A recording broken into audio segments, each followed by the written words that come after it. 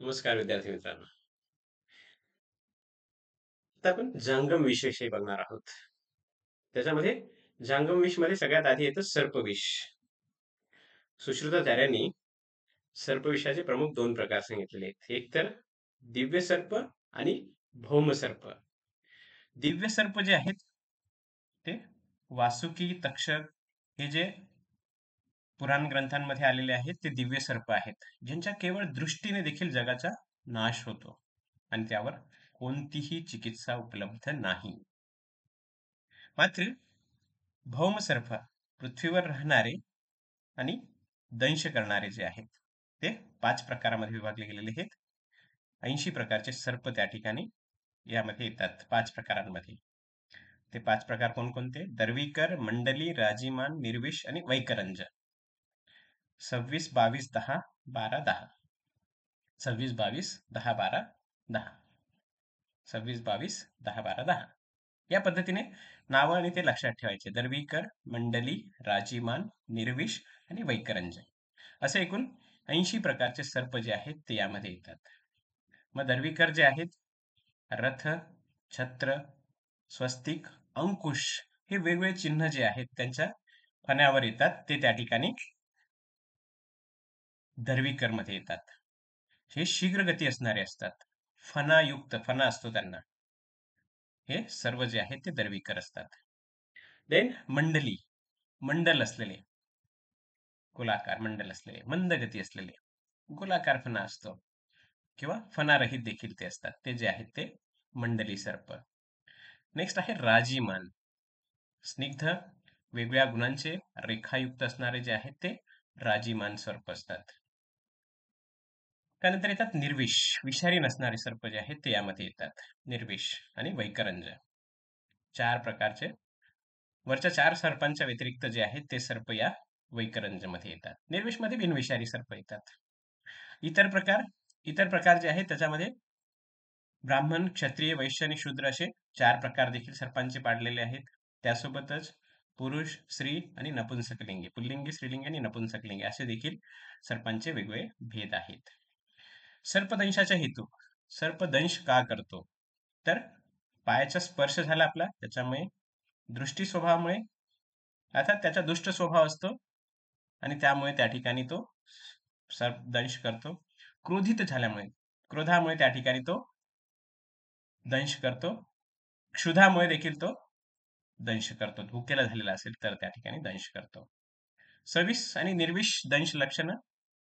सविष दंशाच्या ठिकाणी अत्याधिक प्रमाणात वेदना असतात, शोथ असतो, क्वचित कंडू असतो, ग्रंथी उत्पन्न होते आणि दाह असतो. बघा, अत्यधिक प्रमाणात वेदना, शोथ, क्वचित कंडू, ग्रंथी आणि दाह ही लक्षणं सविष सर्पामध्ये. निर्विष मध्ये याच्या विपरीत, त्या ठिकाणी वेदना जास्त नसतील, शोथ नसेल, कंडू नसेल, ग्रंथी नसतील आणि दाहही नसेल, त्याच्या विरुद्ध लक्षणं. मग प्रकारानुसार लक्षणं बघूयात. सर्पदंशाचा पहिला प्रकार जो आहे त्या ठिकाणी सर्पदंशाचे प्रकार आहेत. तो पहिला प्रकार आहे सर्पित. 1, 2 किंवा अनेक दातांच्या खुणा त्या ठिकाणी खोलवर गेलेल्या दिसतात. दंशस्थान संक्षिप्त असतं, दंशस्थान विकृत आणि उन्नत असतं. दंशस्थानावर अल्प प्रमाणामध्ये रक्तस्राव असतो. तर दुसरा प्रकार आहे रदित. या ठिकाणी दंशस्थानी लाल, पिवळा, निळ्या, श्वेत वर्णाच्या रेषा दिसतात. त्याच्यामध्ये बघा, याच्यामध्ये डायरेक्ट दाताच्या खुणा खोलवर गेलेल्या त्या ठिकाणी त्या दिसतात. दंशस्थान विकृत आणि उन्नत असतं, अल्प रक्तस्राव असतो. रदित मध्ये मात्र दंशस्थानी लाल, पिवळ्या, निळ्या, श्वेत वर्णाच्या रेषा दिसतात आणि अल्प विषयुक्त दंश असतो. कमी विष त्या ठिकाणी गेलेलं असतं. तर निर्विष मध्ये शोथ जो आहे तो अत्यंत अल्प असतो, थोडासा असतो. रक्तदृष्टी अल्प असते. 1 किंवा अनेक दाताच्या खुणा त्या ठिकाणी असू शकतात आणि रोगी जो आहे तो मात्र स्वस्थ असतो. मात्र पण त्याच्यामुळे ते काय होतं, छाप चावलेला आहे या भीतीमुळे त्याच्यामध्ये जास्त सायकोलॉजिकली पेशंट जो आहे तो डिस्टर्ब झालेला असतो निर्विष मध्ये. सर्पंगाभिहत, भित्र्या व्यक्तीमध्ये केवळ सापाचा स्पर्श झालेला असेल तरी देखील वात प्रकोप होतो आणि त्या ठिकाणी शोथ उत्पन्न होतो. त्याचा फक्त स्पर्श झालेला असतो, त्याला त्याला सर्पांगाभिहत असं म्हटलं जातं. तो चावलेला नसतो पण त्याला ते भीती त्या ठिकाणी झालेली असते. सामान्य दंश लक्षणं. याच्यामध्ये विष हे अतिशय शीघ्र गतीने पसरणार असतं, त्यामुळे त्याचं तात्काळ चिकित्सा झाली पाहिजे. क्षणाची देखील त्या ठिकाणी उपेक्षा करू नये. तर रुग्णाला मृत्यूपर्यंत त्या ठिकाणी पोहोचू शकते. सर्पाच्या वेगवेगळ्या प्रकारानुसार देखील वेगवेगळी लक्षणं उत्पन्न होतात. ते विशेष लक्षणांमध्ये येतात. त्याच्यामध्ये दर्वीकर सर्प असेल तर त्या ठिकाणी लक्षणं उत्पन्न होतील. त्वचा, नख, नेत्र, मुख, मलमूत्र, दंश स्थान कृष्ण वर्णाचं होतं. म्हणजे सगळे अवयव देखील आणि दंशस्थान देखील कृष्ण वर्णाचे काळं पडतं. शिरोगौरव डोकं जड पडतं, जांभया येतात, गुरुता जडपणा येतो, कास, श्वास, खोकला, दम लागणं, हिक्का, उचकी, तृष्णा म्हणजे तहान लागणं, लालास्राव, जास्त प्रमाणात लालास्राव उत्पन्न होणं आणि स्रोतसांमध्ये अवरोध उत्पन्न होणं. ही जी आहे ही लक्षणं त्या ठिकाणी उत्पन्न होतात.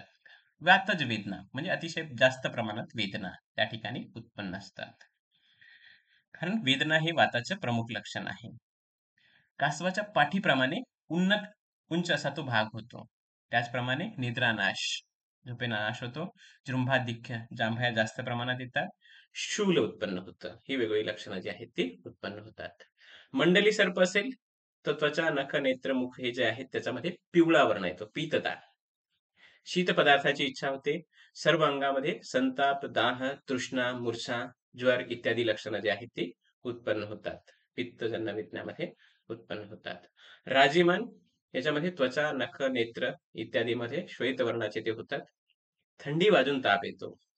रोमहर्ष, रोम त्या ठिकाणी हर्ष म्हणजे जे रोम आहेत ते त्या ठिकाणी असे उभे राहतात. अंगगौरव, पूर्ण अंगामध्ये गौरवता उत्पन्न होते. दंशस्थानी शोथ असतो.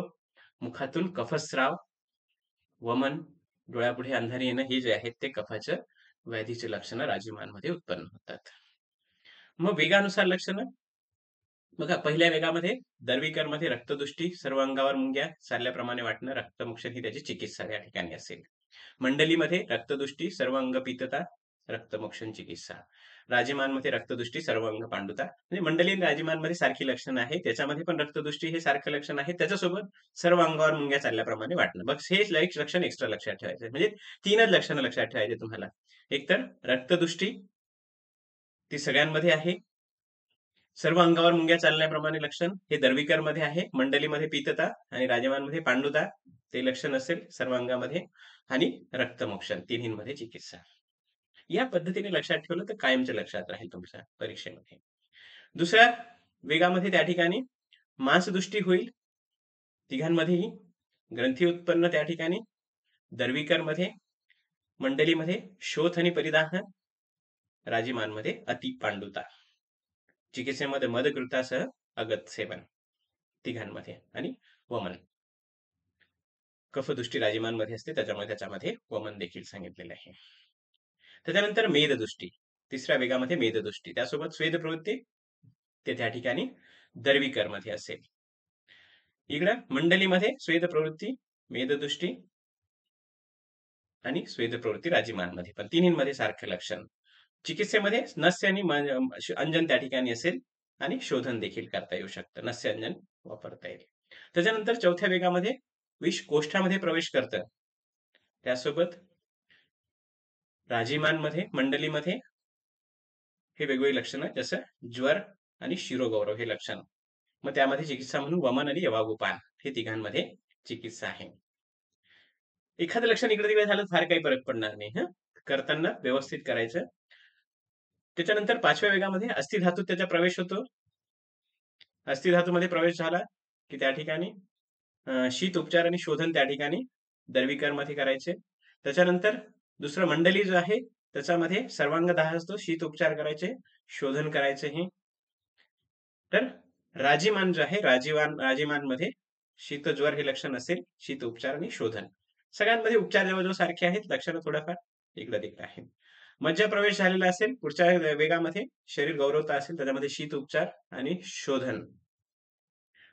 त्याचप्रमाणे लक्षणं जे आहेत त्याच्यामध्ये दोन्हींमध्ये पुढे सारखे असतील. आगत सेवन आणि तीक्ष्ण अर्जन ही चिकित्सा असेल.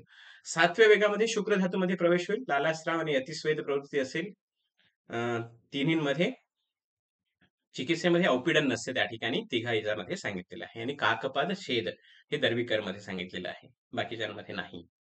पथ्यापथ्य हितकर आहार विहार त्या ठिकाणी द्यावा. विरुद्ध आणि अहितकर भोजन टाळावं.